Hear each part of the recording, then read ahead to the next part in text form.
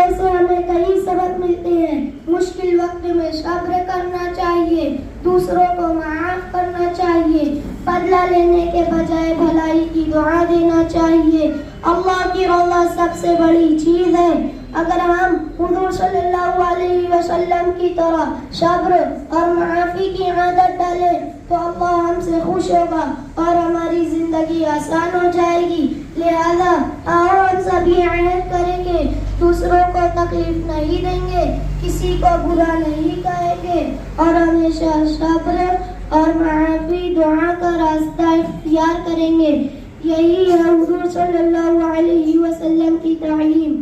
میں اپنی بات اس شعر کے ساتھ ختم کرتا ہوں.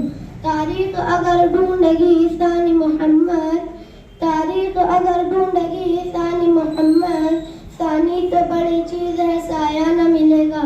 السلام علیکم ورحمۃ